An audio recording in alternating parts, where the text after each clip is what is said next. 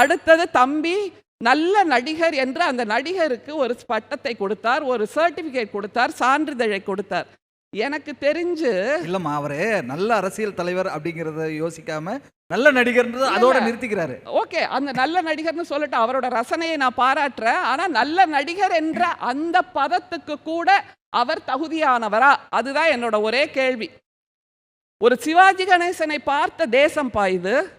சிவாஜி கணேசனை பார்த்த தேசம். அவர் பேசிய தமிழ், அவருடைய நடனம், அவருடைய கம்பீரமான தோற்றம். ஒரு வஉசியை பார்க்க வேண்டும் என்றால் சிவாஜியை பார்க்க வேண்டும், ஒரு பாரதியாரை பார்க்க வேண்டும் என்றால் சிவாஜியை பார்க்க வேண்டும், ஒரு கட்டபொம்மனை பார்க்க வேண்டும் என்றால் சிவாஜியை பார்க்க வேண்டும் என்றிருந்த அந்த திரையுலகில் ஒருத்தர் சும்மா வந்து வாத்து மாதிரி இப்படி வாயை திறந்து பண்றதும் 2 ஸ்டெப்பு போடுறதும் இது நல்ல நடிகர் என்றால், ஒரு ரசிகர் மன்றத்தின் விருதை கூட அவர் இதுவரைக்கும் பெறல.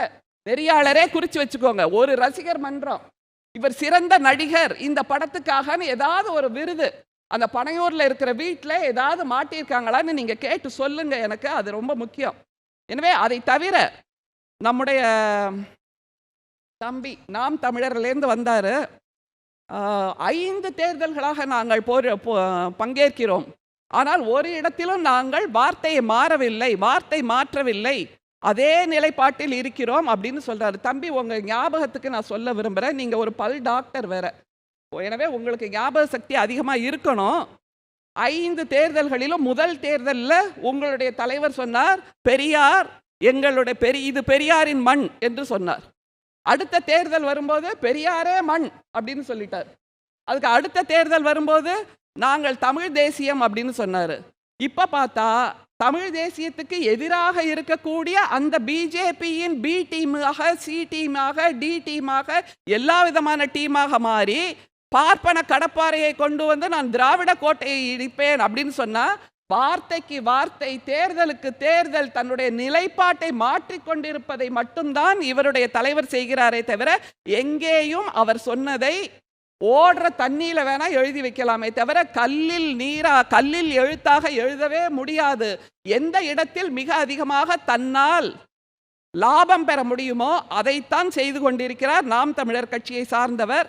அவர் பேசினது எவ்வளவு தவறுங்கிறதுக்கு கூடுதலா இன்னொன்னு, மாவீரன் பிரபாகரனை அவர் எனக்கு இட்லி அவிச்சு கொடுத்தாரு, அப்புறம் என்னது அந்த ஆமைக்கறி சமைச்சு கொடுத்தாரு, அவர் தான் எனக்கு துப்பாக்கி சுடுறதுக்கு சொல்லி கொடுத்தாரு என்பதாக தமிழ் இன தலைவரை தன்னுடைய ஷெஃபாக மாற்றி அசிங்கப்படுத்தியது அல்லது கேவலப்படுத்தியது ஒன்றுதான் இவருடைய தலைவர் செய்வது. அதை தவிர உங்களோட பணத்தை எடுத்து உங்களுக்கே திருப்பி கொடுக்குறாங்க, இது எப்படி நியாயம்னு ஒரு கேள்வி கேட்கிறார். தம்பி, ஒரே ஒரு கேள்வி இருக்கு. Distribution of state economy to the commoners அப்படிங்கிறது எக்கனாமிக்ஸ்ல ஒரு மிக முக்கியமான பாடம். Distribution of state resources to the commoners. அந்த பணத்தை எடுத்து பெரும் செல்வந்தர்களுக்கு ஒன்றியம் கொடுக்குது இல்ல, அந்த மாதிரி கொடுக்கல. நம்முடைய முதல்வர், எங்களுடைய தலைவர் எளிய பெண்கள், விளிம்பு நிலை பெண்கள், அவர்களுக்கு ஒரு ஆதாரமாக எழுந்து நிற்பதற்காக நெம்புகோலாக, தூண்டுகோலாக, ஊன்றுகோலாக ஒரு 1000 ரூபாய் கொடுக்கிறார் என்றால் அதை கொச்சைப்படுத்துகின்ற வேலையைத்தான் நாம் தமிழர் கட்சி செய்து கொண்டிருக்கிறது என்பதை தமிழர்களே, தமிழச்சிகளே புரிந்து கொள்ளுங்கள். உங்களை கொச்சைப்படுத்தி கொண்டிருக்கிறார்கள். நீங்கள் ஓசியாக வாழ்ந்து கொண்டிருக்கிறீர்கள், இலவசத்தை பெறுகிறீர்கள் என்று. ஒன்றியத்தில் இருந்து வருகின்ற பிரதமரும் கூட இதைத்தான் சொல்கிறார், இலவசம் இலவசம் என்று. அவர் கூடுதலா இன்னொன்னு சொல்றாரு, மெட்ரோ ரயிலில் கூட்டம் அதிகமாக இல்லை, காரணம் மாநிலங்களில் இருக்கக்கூடிய இலவச பேருந்தினால் என்று. யோசித்து வைத்துக் கொள்ளுங்கள். அதிமுக பிஜேபி கூட்டணி என்றைக்காவது ஒரு நாள் வெற்றி பெறுமானால் இந்த மகளிர் விடியல் பயணம் என்பதை முதலில் இழுத்து நிறுத்துவார்கள். மீண்டும் பெண்கள் கால்நடையாக நடந்து போக வேண்டி இருக்கும் என்பதை நீங்கள் புரிந்து கொள்ள வேண்டும். அதே மாதிரி செங்கை பத்மநாபன் அவர்கள் என்னைக்கு ஜோதிடர் ஆனார்னு எனக்கு தெரியல, இந்தந்த கட்சிக்கு இவ்வளோ பங்கு கிடைக்கும் அப்படின்னு சொல்லிட்டு போனாரு. ஐயா, எனக்கு ஒரே ஒரு கேள்வி இருக்கு. கட்சி நிர்வாகிகளுக்கு நம்பிக்கைக்குரிய தலைவராக எல்லோரும் இருக்கிறாங்க, ஆனா எங்களுக்கான நம்பிக்கைக்குரிய தலைவரா எங்கள் நடிகர் இருக்கிறார் அப்படின்னு ஒரு வார்த்தையை சொன்னீங்க. விரக்தி எல்லாம் ஒண்ணுமே இல்லை. டிவிகே தொண்டர்கள் 41 பேர் செத்து போனாங்கப்பா கரூர்ல. 41 பேர் துள்ள துடிக்க செத்து போனார்கள். அமைதியா இருக்க சொல்லுங்க. அமைதியா இருக்க சொல்லுங்க. அடுத்து, அடுத்து 41 பேர் பேசும்போது துள்ள துடிக்க செத்து போனார்கள். திரும்பி பார்க்காம ஓடி வந்தார். எங்கே அங்க நம்பிக்கை? அந்த தொண்டர்கள் அவர் மீது வைத்திருந்த நம்பிக்கை எங்க போச்சு? மிக சமீபத்து மாநாட்டில் கல்லூரிக்கு போக கொண்ட வேண்டிய ஒரு மாணவர் இந்த கூட்டத்திற்கு வந்து ஒரு விபத்தில் சிக்கி மண்டை உடைந்து ஆஸ்பத்திரியில் அனுமதிக்கப்படுறார். எங்களுடைய திராவிட முன்னேற்ற கழகத்தின் அமைச்சர் தம்பி அன்பில் பொய்யாமொழி போய் பார்த்து ஆறுதல் சொல்லி அவரை கவனித்தாரே தவிர இந்த நடிகர் திரும்பி கூட பார்க்கவில்லை. தன்னுடைய தொண்டர்களையும் ரசிகர்களையும் கைவிட்டு விடுகின்ற ஒரே வேலையைத்தான் அவர் செய்து கொண்டிருக்கிறார். ஆனால் இன்னைக்கு அவர் ஒரு அறிக்கையை வெளியிட்டிருக்கார். இதை விட கண்டனத்துக்குரிய அறிக்கை தமிழ்நாட்டில் எதுவுமே இருக்க முடியாது. ஒரு பெண்ணாக நான் இதை மிக கோபமாக ரௌத்திரமாக சொல்ல விரும்புகிறேன். அவர் என்ன தெரியுமா சொல்றாரு?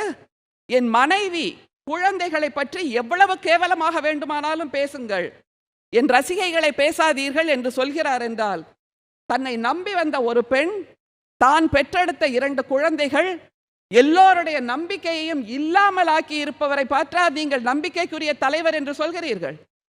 அதை தவிர மிக மோசமான ஒரு ஸ்டேட்மெண்ட் ஐயா பத்மநாபன் சொன்னது என்னன்னா, இனம் மொழி இதெல்லாம் பழங்கால பேச்சு அப்படிங்கிற மாதிரி ஒன்று சொன்னாரு.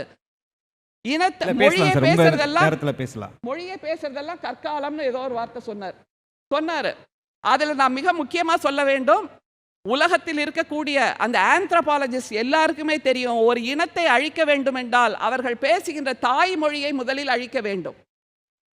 தமிழ்நாட்டில் எத்தனையோ இடங்களில் ஹிந்தி பெயர் எழுதப்பட்டது. திருச்சி ரயில் நிலையத்தில் ஹிந்தி பெயர் எழுதப்பட்டது. திமுக முதலில் களத்தில் இறங்கி போராடி இன்றைக்கு அந்த ஹிந்தி எழுத்துக்களை மாற்றி இருக்கிறோம் என்றால், ஹிந்திக்காக தமிழ்நாட்டை தாரை வார்ப்பது ஒன்றுதான் இவர்களுடைய வேலையாக இருக்கிறது. அதை தவிர ஒன்றை சொல்லி நிறைவு செய்ய விரும்புகின்றேன். மதச்சார்பின்மை, சம உரிமை, சமூக நீதி, மாநில உரிமை, இந்த 4 தூண்களின் மீது திராவிட முன்னேற்ற கழகம் கட்டமைக்கப்பட்டிருக்கிறது. இந்த 5 ஆண்டுகளாக 1825 நாட்களாக இந்த 4ஐயும் காப்பாற்றுவதற்குத்தான் எங்களுடைய தலைவர் போராடி கொண்டிருக்கிறார். இந்தியாவில் இருக்கக்கூடிய முதல்வர்கள் எல்லோரும் தங்களை ஒன்றியத்துக்கு அடகு வைத்திருக்கின்ற நிலையில் எங்களுடைய தலைவர் மட்டும்தான் இன்னமும் வீரமாக துணிச்சலாக அச்சமின்றி போராடி கொண்டிருக்கிறார். தமிழ்நாடு போராடும், தமிழ்நாடு வெல்லும். மீண்டும் வருவேன்.